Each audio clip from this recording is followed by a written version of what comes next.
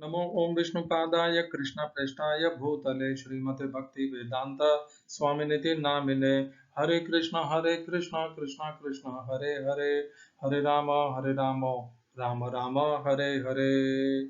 श्रील ऐसी भक्ति वेदांत स्वामी प्रभुपाद की जय। आचार्य महात्मा गांधी जी की जय। भगवद गीता 2020 में आपका स्वागत है। आज की श्लोक संख्या 12वें अध्याय का 20 यानी अंतिम श्लोक है ये 12वें अध्याय का। इसको प्रारंभ करें इसके पहले पुनर्कथन कर लेते हैं। 12वें अध्याय के 18 और 19 इन दो श्लोकों की चर्चा हमने साथ में ही की थी। समशत्रौ च मित्रे च तथा मानापमानयोः शीतोष्ण सुख दुःखेषु समसंग विवर्जितः तुल्य निंदा स्तुतिर्मौनिः संतुष्टो येन केनचित् अनिकेतस्थिरमतिः भक्तिमान में प्रियो नरः। तो भगवान कहते हैं जो मनुष्य या भक्त शत्रु और मित्र में सम है, मान तथा अपमान में सम है।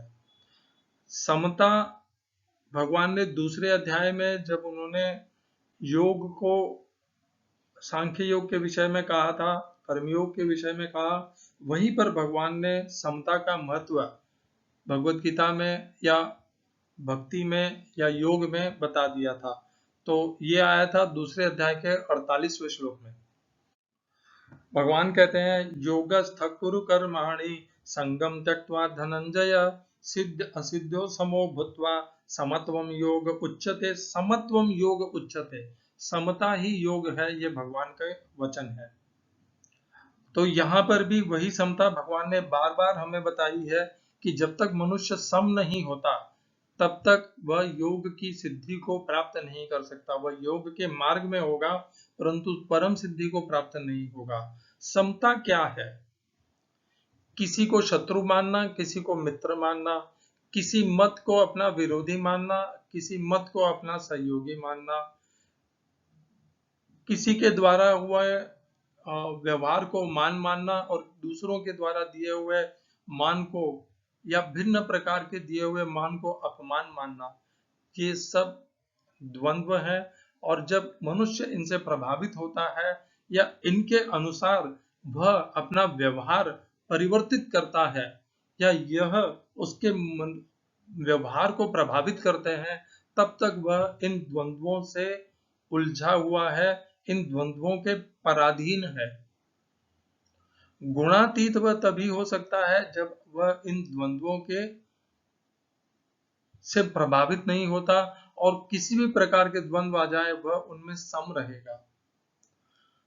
क्यों भगवान को सम होना इतना आवश्यक है योग में?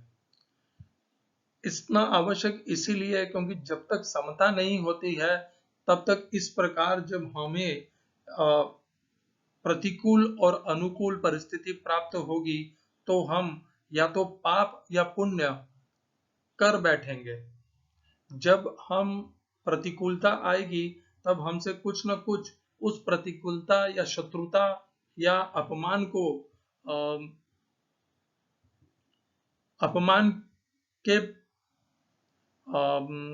प्रतिशोध में कह लीजिए या इन सब के परिणाम में हम स्वाभाविक ही कुछ ऐसा कर बैठेंगे जो हमें नहीं करना चाहिए और जो धर्म के अनुकूल नहीं है। और इस प्रकार के आचरण से हम पुनः उसी कर्म फलों के बंधन में बंध जाएंगे। जब हम किसी को अपना शत्रु मानते हैं, उसका अपमान करते हैं, उसे नीचा दिखाते हैं, तब हम निश्चित रूप से हमारा जो आचरण है वह इस प्रकार गुणों के द्वारा प्रभावित है और हम उस प्रकार के आचरण से कर्मों के बंधनों में बंधेंगे। जब हम सम हो जाते हैं तब इस प्रकार की परिस्थिति में भी हमसे ऐसे कोई कर्म नहीं होते, ऐसा कोई पाप नहीं होता जो हमें अपने कर्म के फलों में बांध सके। तो यह समता इसीलिए आवश्यक है क्योंकि सम मनुष्य ही, सम भक्त ही इस प्रकार निर्दोष हो सकता है। निर्दोषम ही समम ब्रह्म तस्मात् ब्रह्मणि ते स्थितः। आप भगवान श्री कृष्ण को देख लीजिए, वे सम रहते हैं। सम रहने के कारण ही उनसे कोई पाप अधर्म नहीं होता है। जब असुरों का अत्याचार बढ़ता है या सज्जन पुरुषों का नाश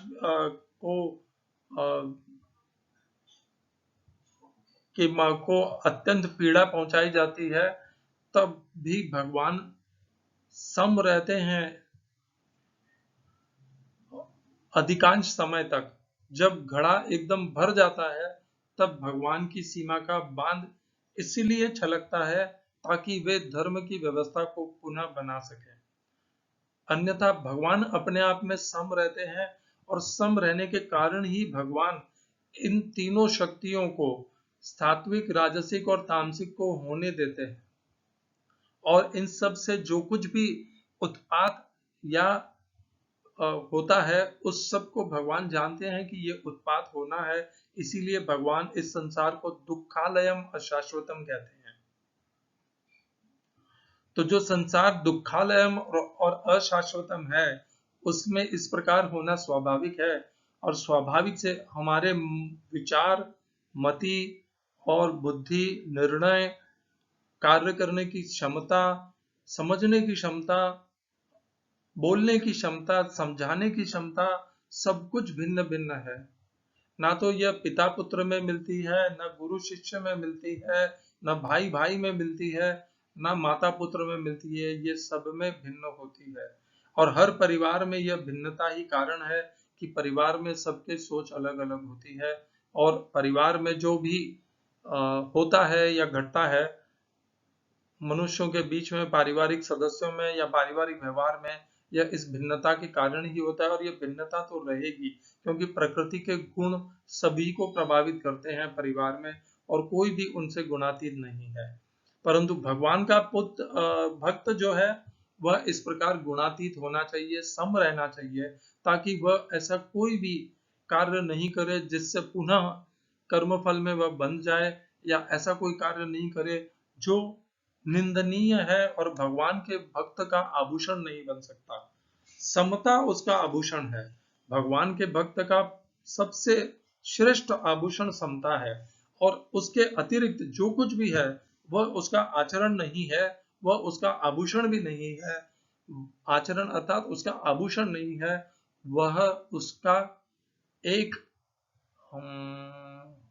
धब्बा है, उसके लिए वह एक दाग है, उसकी भक्ति में वह एक दाग है। तो समता क्यों आवश्यक है, यह हमें यहाँ से समझ में आती है, क्योंकि सम होंगे तभी हम इस प्रकार भगवान के बताए हुए इस मार्ग में चल पाएंगे।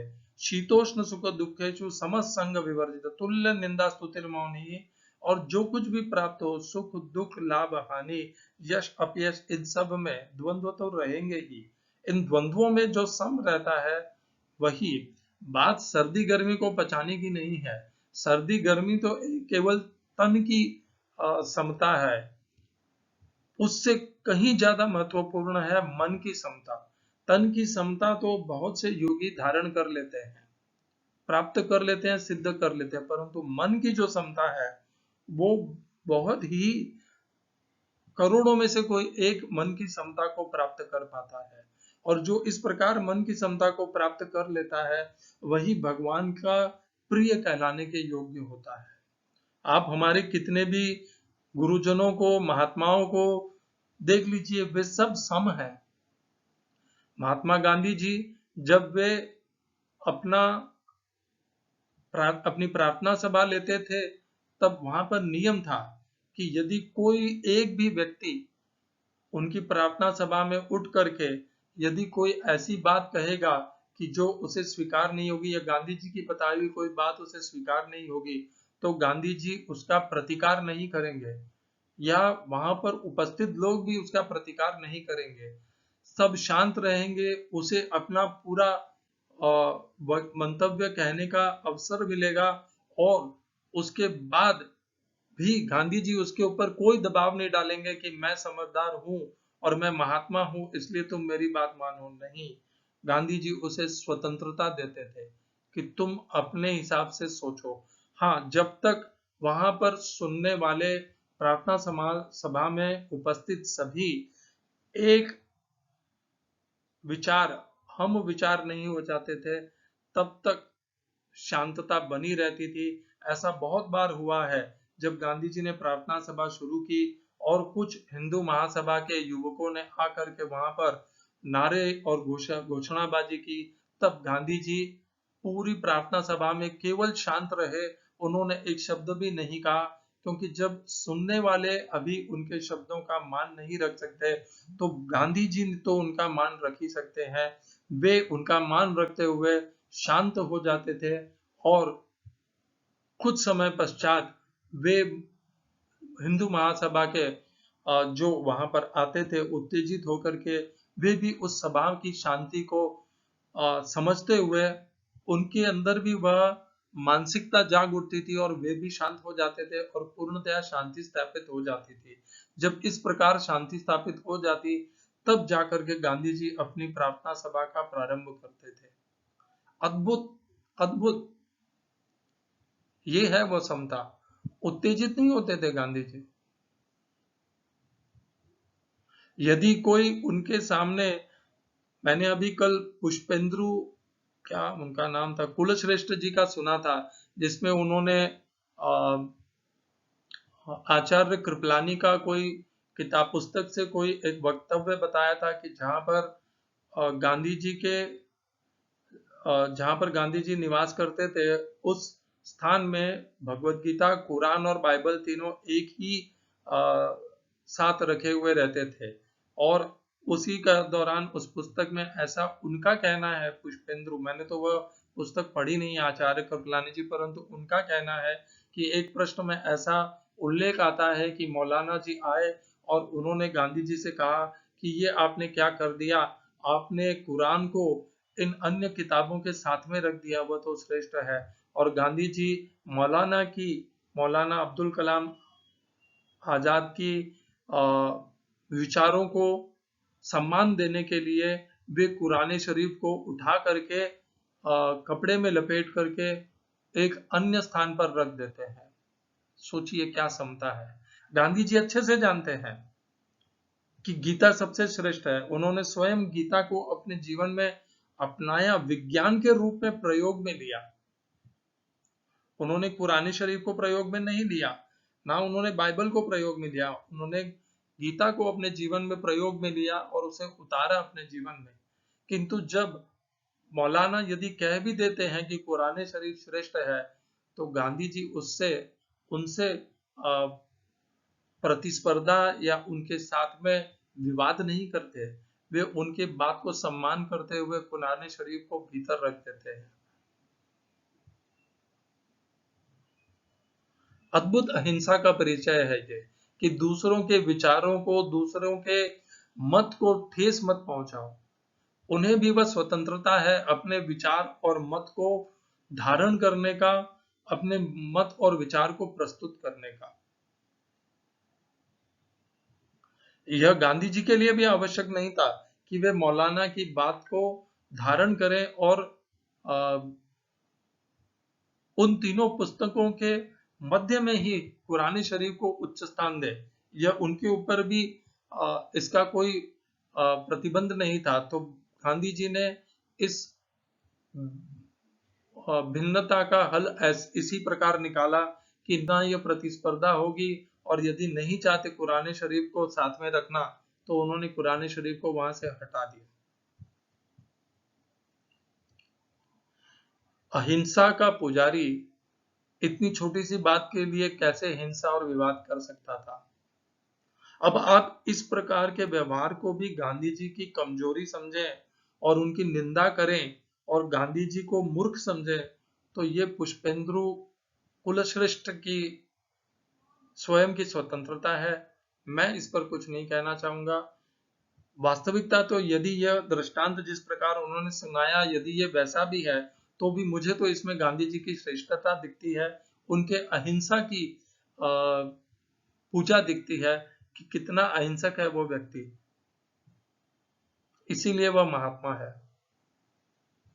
और इसीलिए वे पुष्पेंद्र कुलश्रेष्ठ ही हैं। महात्मा पुष्पेंद्र कुलश्रेष्ठ नहीं बन पाए। महात्मा ऐसे ही नहीं बन सकते। समता, अहिंसा, दूसरों के प्रति मान, दूसरों के मत का मान, इससे हम महात्मा बनते हैं। समता, जिन बातों को हम नहीं स्वीकार कर पाते उनको भी मान दे देना, क्योंकि दूसरे को वैसा मान चाहिए। कितनी उच्च कोटि की यह समता है, स्थिरता है। और एक है संस्थाओं के गुरु, आचार्य, महात्मा, जो एक दूसरे विरोधी संस्था, मत और संप्रदाय के विरुद्ध में भी इतना अनर्गल और विष उगल देते हैं कि समझ में नहीं आता कि कहां पर समता है।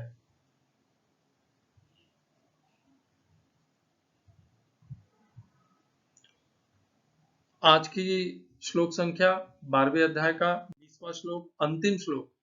ये अंतिम श्लोक भगवान का निर्णय है।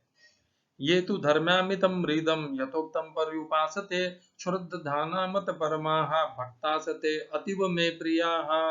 हिंदी अनुवाद गीता यथारूप श्रील प्रभुपाद। जो इस भक्ति के अमर पथ का अनुसरण करते हैं और जो मुझे ही अपने परम लक्ष्य बनाकर श्रद्धा सहित पूर्ण रूपेण संलग्न रहते हैं, वे भक्त मुझे अतिशय प्रिय हैं। English translation Gita as it is, Swami Prabhupada. He who follows this imperishable path of devotional service and who completely engages himself with faith, making me the supreme goal, is very very dear to me। इस श्लोक में प्रयोग किए गए संस्कृत शब्दों के अर्थ हैं ये, जो, तू, लेकिन, धर्म रूपी अमृतम, अमृत को, इदम, इस, यथ, जिस तरह से, जैसा, उक्तम, कहा गया है, पर्युपासते, पूर्णतया तत्पर रहते हैं, या पर्युपासते, पूर्णतया उपासना करते हैं। इस प्रकार इस भगवान के द्वारा बताए गए धर्म की पूर्ण श्रद्धा पूर्वक उपासना करते हैं। श्रद्धाना, श्रद्धा के साथ, दूसरी पंक्ति है ये, श्रद्धाना मत परमाः, मुझ परमेश्वर को सब कुछ मानते हुए, मेरे परायण होते हुए, भक्ताः, भक्तजन, ते, वे, अतीव, अत्यधिक, में, मुझे प्रिय हैं। श्लोक का तात्पर्य गीता यथारूप स्वामी प्रभुपाद के द्वारा 12वें अध्याय का अंतिम श्लोक, 20वां श्लोक। इस अध्याय में दूसरे श्लोक से अंतिम श्लोक तक मय्यावेश मनो ये माम, मुझ पर मन को स्थिर करके से लेकर ये तु धर्म्यामितं हृदं, नित्य सेवा इस धर्म को तक, भगवान ने अपने पास तक पहुंचने की दिव्य सेवा की विधियों की व्याख्या की है। ऐसी विधियां उन्हें अत्यंत प्रिय हैं और इनमें लगे हुए व्यक्तियों को वे स्वीकार कर लेते हैं। अर्जुन ने यह प्रश्न उठाया था कि जो निराकार ब्रह्म के पथ में लगा है वह श्रेष्ठ है या जो साकार भगवान की सेवा में। भगवान ने इसका बहुत स्पष्ट उत्तर दिया कि आत्म साक्षात्कार की समस्त विधियों में भगवान की भक्ति निस्संदेह सर्वश्रेष्ठ है। दूसरे शब्दों में इस अध्याय में यह निर्णय दिया गया है कि सुसंगति से मनुष्य में भक्ति के प्रति आसक्ति उत्पन्न होती है, जिससे वह प्रामाणिक गुरु बनाता है और तब वह उससे श्रद्धा, आसक्ति तथा भक्ति के साथ सुनता है, कीर्तन करता है और भक्ति के विधि विधानों का पालन करने लगता है। इस तरह वह भगवान की दिव्य सेवा में तत्पर हो जाता है। इस अध्याय में इस मार्ग की संस्तुति की गई है। अतएव इसमें कोई संदेह नहीं रह जाता कि भगवत प्राप्ति के लिए भक्ति ही आत्म साक्षात्कार का परम मार्ग है। इस अध्याय में परम सत्य की जो निराकार धारणा वर्णित है, उसकी संस्तुति उस समय तक के लिए की गई है जब तक मनुष्य आत्म साक्षात्कार के लिए अपने आप को समर्पित नहीं कर देता। दूसरे शब्दों में, जब तक उसे शुद्ध भक्ति की संगति करने का अवसर प्राप्त नहीं होता, तभी तक निराकार की धारणा लाभप्रद हो सकती है। परम सत्य को निराकार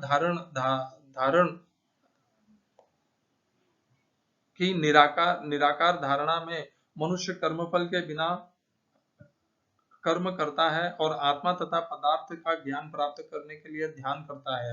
यह तभी तक आवश्यक है जब तक शुद्ध भक्त की संगति प्राप्त न हो। सौभाग्यवश यदि कोई शुद्ध भक्ति में सीधे कृष्ण भावनामृत में लगना चाहता है तो उसे आत्म साक्षात्कार के इस सोपान के इतने सोपान प्राप्त पार नहीं करने होते। भगवत गीता के बीच के 6 अध्यायों में जिस प्रकार भक्ति का वर्णन हुआ है वह अत्यंत हृदयग्राही है। किसी को जीवन निर्वाह के लिए वस्तुओं की चिंता नहीं करनी होती, क्योंकि भगवत कृपा से सारी वस्तुएं स्वतः सुलभ होती हैं। इस प्रकार श्रीमद् भगवद गीता के 12वें अध्याय भक्ति योग का भक्ति वेदांत तात्पर्य पूर्ण हुआ। ओम अज्ञानतिमिरन्धस्य ज्ञानाञ्जनशलाकया चक्षुरुन्मीलितं येन तस्मै श्री गुरुवे नमः। एकं शास्त्रं देवकीपुत्र गीतम् एको देवो देवकीपुत्र एव एको मन्त्रस्तस्य नामानि यानि कर्माप्येकं तस्य देवस्य सेवा। हरे कृष्णा।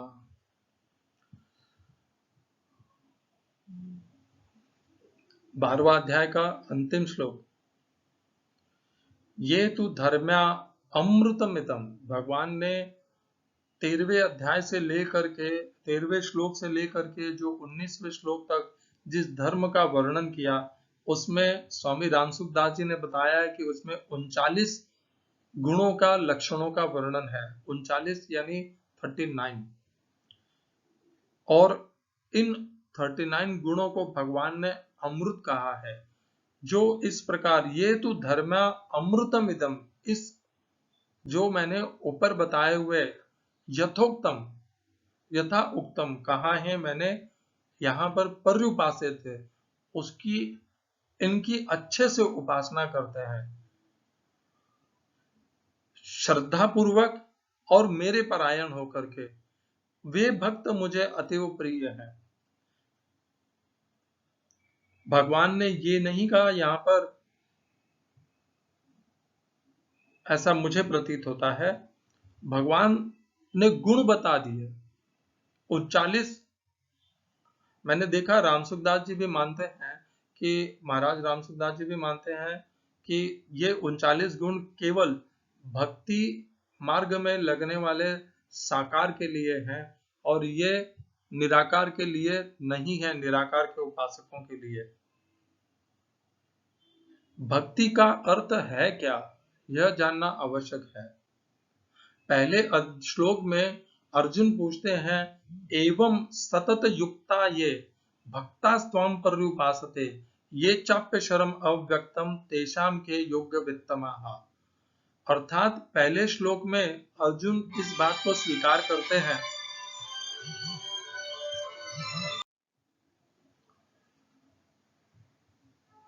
तो भगवान इस ऊपर बताए हुए 39 भक्ति क्या है, और पहले श्लोक में अर्जुन पूछते हैं कि जो भक्त आपकी उपासना करते हैं और जो अव्यक्त की करते हैं इनमें से कौन श्रेष्ठ है।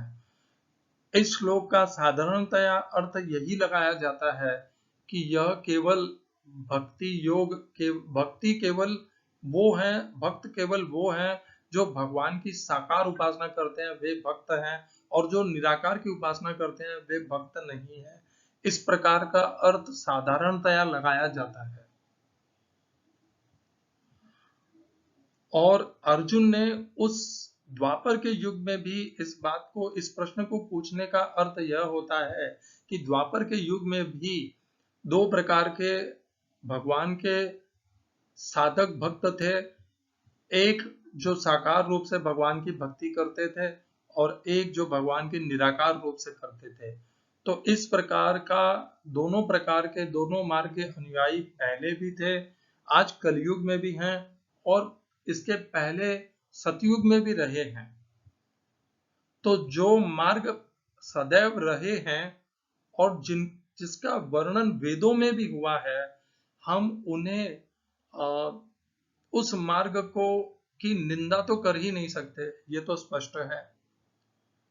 यदि हम भक्ति मार्ग में और साकार की उपासना में हैं तब भी हमें अव्यक्त की उपासना करने वालों की निंदा करने का तो कोई अधिकार नहीं मिलता है, क्योंकि सतयुग में भी निराकार के उपासक थे, त्रेता युग में भी थे और द्वापर युग में भी थे, तभी अर्जुन ने यह प्रश्न पूछा है, और आज कलयुग में भी उसके उपासक हैं। और स्वयं वेदों में भगवान की निराकार स्वरूप से उपासना करना का विधान प्रदान किया गया है। और वेदों की रचना स्वयं व्यासदेव ने की है, और उससे पहले प्रारंभ सबसे पहले वेदों की रचना स्वयं भगवान ने की है, और व्यासदेव ने उसकी पुनः संकलन किया है उनका। जब यह सब हम जानते हैं तो ये मुझे तो नहीं लगता है, इस अध्याय का नाम भक्ति योग है, तो क्या भगवान ये अध्याय 18 अध्याय में से ये एक अध्याय केवल और केवल सगुण साकार की उपासना करने वाले भक्तों के लिए ही कह रहे हैं, और पूर्णतया निर्गुण निराकार की उपासना करने वालों के लिए इस अध्याय का कोई अर्थ ही नहीं है, और वे इस अध्याय से उनका संबंध काट दिया है भगवान ने? क्या भगवान इस प्रकार का असमंजस्य और जिसे इंग्लिश में डिस्क्रिमिनेशन कहते हैं और हिंदी में जिसे कहते हैं भिन्नता का व्यवहार कर सकते हैं अपने दो प्रकार के भक्तों में, अपने दो प्रकार के उपासकों में, कि ये एक अध्याय मैंने केवल और केवल सगुण साकार की उपासना वालों के लिए दिया है? और जबकि यह भी विदित है कि जो 39 गुण दिए हैं वे सारे 39 गुण निराकार के उपासक में भी उतने ही वांछनीय हैं और आवश्यक हैं। ये उसके भी आभूषण है, और सच कहें तो सबसे ज्यादा आभूषण तो ये निर्गुण निराकार के उपासकों के हैं, क्योंकि भक्त में तो अगर छोटी मोटी त्रुटि भी हो तब भी भगवान उसे सहन कर लेते हैं, क्योंकि वह भगवान से सीधे संबंध में होता है। और निर्गुण निराकार में तो जब तक वह निर्दोषम ही समम ब्रह्म, वो पूर्णतः निर्दोष नहीं हो जाता, तब तक वह भगवान को प्राप्त नहीं कर पाता। वह मार्ग अत्यंत कठिनाइयों से भरा हुआ है। तो उसमें तो ये 39 लक्षण और गुण निर्गुण निराकार के उपासकों में तो अत्यधिक आवश्यक, और आवश्यक ही नहीं, सर्वप्रथम जिसे एसेंशियल कहते हैं इंग्लिश में, मुझे हिंदी का उसका शब्द नहीं पता, वह है ये। इसके बिना तो वह संभव ही नहीं है। तो भगवान ये तु धर्मा मितम मृदम यथोक्तम पर्युपासते श्रद्धाना मत परमा भक्तासते अतिव मे प्रिया। तो भगवान कहते हैं कि ये जो इस ऊपर लिखे हुए 39 बताए हुए अमृत रूपी धर्म का जो पालन करते हैं और उसको उनका श्रद्धा पूर्वक मेरे परायण होकर के उसका अनुशीलन करते हैं, ये भक्त मेरे अति प्रिय हैं। तो यदि निर्गुण निराकार के उपासक इन 39 भगवान के बताए हुए गुणों और लक्षणों की को धारण करते हैं तो वे भगवान के फिर भी प्रिय होने के अधिकारी नहीं बनेंगे?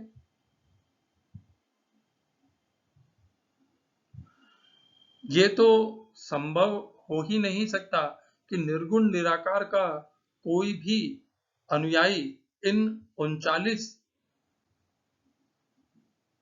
गुणों को धारण कर ही नहीं सकता। ऐसा तो नहीं लिखा है कहीं भी भगवद गीता में। और यदि निर्गुण निराकार का भक्त इन 39 गुणों को धारण कर लेता है तो क्या वह भगवान का प्रिय नहीं बनेगा? और उतना ही प्रिय जितना एक सगुण साकार का भक्ति मार्ग का भक्त बनेगा। क्या भगवान इन दो प्रकार के, यदि गुण दोनों में समान है, तब भी भगवान इस प्रकार भेद करेंगे क्या कि तुम सगुण साकार से आए हो इसलिए मैं तुम्हें प्रिय मानता हूं, और चूंकि तुम निर्गुण निराकार के उपासक हो इसलिए मैं तुम्हें प्रिय नहीं मानता? जबकि दोनों में ये 39 गुण समान रूप से विद्यमान है।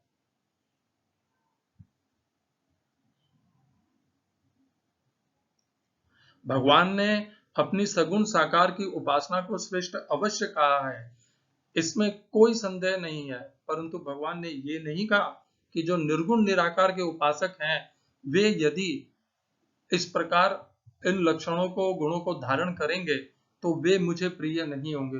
भगवान ने तो स्पष्ट स्वतंत्रता दे दी कि आप निर्गुण निराकार के हो या सगुण साकार के हो, महत्वपूर्ण है कि आपने ये 39 गुण लक्षण, भक्तों के सर्वोच्च लक्षण धारण किए हो अपने व्यवहार में, आचरण में। यदि आपने किए हैं तो आप मुझे अतिशय प्रिय हैं। भगवान ने उसमें कोई एक, जिसे कहते हैं, एक सब्जेक्ट टू, इंग्लिश में कानूनन में एक प्रावधान, जिसे कहते हैं, प्रावधान नहीं लगाया है कि प्रोवाइडेड आप सगुण साकार के भक्त हो तब आप मुझे प्रिय होंगे, ऐसा नहीं कहा है। तो ये 39 गुण लक्षण जो भी उपासना करने वाला, भले वह निराकार की हो या साकार की हो, करने वाला इनको धारण करता है तो वह हमारे अतिशय मान के, प्रेम के योग्य है या नहीं? निश्चित रूप से है। इस प्रकार के 39 इन अमृत रूपी धर्मों को जो अपने व्यवहार में, आचरण में, प्रयोग में उतार लेता है, यदि हम उसका मान सम्मान नहीं करेंगे तो हम किसका करेंगे?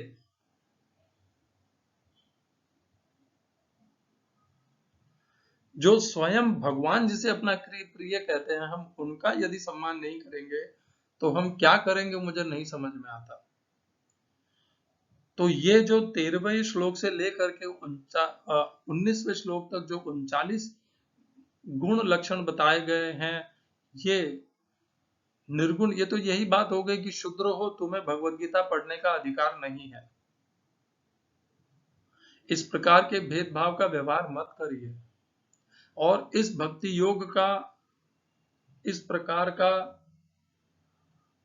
इस अध्याय का निर्णय भी मत निकालिए कि ये केवल सगुण साकार की उपासना करने वालों के लिए है। भगवान इतने निर्दयी नहीं है कि जो लंबे रास्ते से, केवल इस कारण से कि वह लंबे रास्ते से आने वाले मार्ग से या कठिनाइयों से भरे मार्ग की का अनुशीलन करके मुझे प्राप्त करने की चेष्टा कर रहा है, इसलिए मैं उसे प्राप्त नहीं होऊंगा, या मैं उसके प्रति दुर्लक्ष्य करूंगा, या उसे नीचा मानूंगा, निम्न। इतने कठोर और निर्दयी तो भगवान है नहीं। जिस गिरधर गोपाल को मैं जानता हूं वह सम है सबके प्रति। वह किसी के भी चेष्टा को, योग को और साधना को सम्मान न दे, ऐसा हो ही नहीं सकता। वह भक्त को केवल इसलिए भेदभाव करें कि वह निर्गुण निराकार के मार्ग से आया है, इसलिए मैं उसके प्रति भेदभाव करूंगा, ऐसे भी मेरे तो गिरधर गोपाल नहीं है।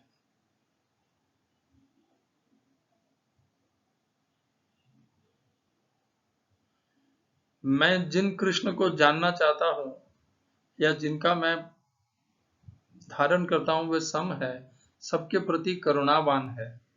वे मनुष्यों के, भक्तों के दोषों को नहीं देखते, केवल मार्ग को नहीं देखते, वे उनके प्रयत्नों को देखते हैं, उनके भाव को देखते हैं। यदि निर्गुण निराकार में भावग्राही हैं, हम सगुण साकार वाले मानते हैं कि भगवान भावग्राही हैं, तो ये निर्गुण निराकार के जो उपासक हैं, वे इन 39 गुणों को, लक्षणों को धारण करते हैं, तब क्या उनमें भगवान का भाव नहीं होता? हाँ, यदि वह इस प्रकार के लक्षणों को धारण करके वे निर्गुण निराकार की उपासना ही न करते हो तो हम ये कह सकते हैं कि वे तो भगवान की उपासना ही नहीं करते। किंतु यदि वह निर्गुण निराकार की उपासना करते हैं तो वे भी भगवान के उतने ही प्रिय और उतने ही अधिकारी बनते हैं भगवान की प्रेम को प्राप्त करने का। क्या पिता पुत्रों में केवल इसीलिए भेदभाव कर लेगा कि एक पुत्र कम पढ़ा लिखा है, एक पुत्र सुबह शाम अधिक पढ़ा लिखा है, एक लंबा है, एक नाटा है, एक काला है, एक गोरा है, एक दक्ष है अपने काम में और एक अपने कार्य क्षमता में त्रुटि रखता है, तो क्या पिता भेदभाव कर सकेगा अपने पुत्रों में? भगवान भी भेदभाव नहीं कर पाएंगे। और उनमें जो निर्दोष हो गए हैं, और भगवान ने स्वयं 4थे श्लोक में कहा ही है कि वे मुझे ही प्राप्त होते हैं, ये तो हम मनुष्य ही हैं जो इन भगवत गीता जैसे पवित्र ग्रंथों का अध्ययन करके भी भेदभाव को बरकरार रखते हैं और इस अध्याय को केवल और केवल सगुण साकार के उपासकों को समर्पित कर देते हैं और निर्गुण निराकार के उपासकों को इससे वंचित कर देते हैं। ये नहीं हो सकता। तो अर्थ यही हुआ कि ये जो 39 गुण हैं जो भगवान ने बताए हैं, ये निर्गुण निराकार में भी आवश्यक हैं और सगुण साकार में भी आवश्यक हैं। भक्त किसी भी मार्ग का हो, ये गुण तो आवश्यक है ही, और जिसने भी ये गुण धारण किए हैं वह भगवान का अतिशय प्रिय है, वह लॉन्ग कट से आए या शॉर्टकट से आए।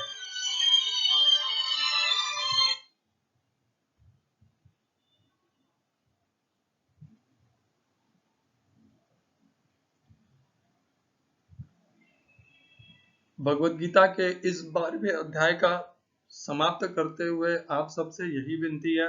देखिए, ना तो मुझ में इतनी योग्यता है, ना इतनी श्रेष्ठता कि मैं जो प्रचलित इस अध्याय के ऊपर जो प्रचलित है कि ये केवल भक्ति मार्ग के अनुयायियों के लिए है, मैं उस धारणा को परिवर्तित कर सकता हूँ। इतनी क्षमता योग्यता मुझ में नहीं है, किंतु यह मुझ में निश्चित इतनी समझ है कि मैं भेदभाव करके निर्गुण निराकार के उपासकों को इस अध्याय से वंचित नहीं करूंगा, या इस अध्याय में बताए हुए भगवान के प्रिय भक्त बनने के साधनों से उन्हें वंचित नहीं करूंगा, या भगवान के बताए हुए परिणाम से उन्हें वंचित नहीं करूंगा। वे भी भगवान के प्रेम को, भगवान की भक्ति को और भगवान को प्राप्त करने के उतने ही अधिकारी हैं। उनका मार्ग कठिनाइयों से है, तब तो हमें उनके प्रति और करुणा होनी चाहिए अत्यधिक, कि आपने वह मार्ग चुना है जो अत्यधिक कठिनाई से पूर्ण है। जब कोई व्यक्ति कठिनाई में होता है तो हम उसके प्रति दया रखते हैं, उसकी निंदा नहीं करते, उसकी चेष्टा नहीं करते, या उससे अपशब्द नहीं कहते, उसके प्रति करुणा रखते हैं कि ये कठिनाई भरे मार्ग से चल करके आया है, इसकी तो हमें अत्यधिक सहायता करनी है, इसके प्रति करुणा रखनी है। मैं शॉर्टकट से और भगवान के द्वारा बताए गए शीघ्रतम मार्ग से भगवान को प्राप्त कर लिया हूं, तो अब तो मुझ में दया होनी चाहिए दूसरे मार्ग के अनुयायियों के प्रति, कि भगवान ने मेरा मार्ग तो सरल बनाया है, तो जो कठिन मार्ग से आ रहे हैं उनके प्रति मैं निर्दयी क्यों बनूं, मैं उन्हें वंचित क्यों करूं। भगवान को मैं पाना चाहता हूं, परंतु मैं दूसरों को उनसे वंचित क्यों करूं। भगवान तो सबके हैं, केवल सगुण साकार के हों ये तो हो नहीं सकता। हरे कृष्णा। भेदभाव को त्यागिए, सबको आदर दीजिए, समस्त संप्रदायों को जो योग्य हैं, जो प्रामाणिक हैं, उन सबको आदर दीजिए, मान दीजिए, उन संस्थाओं को, संप्रदायों को, उन मत विचारों को मान दीजिए। हरे कृष्णा।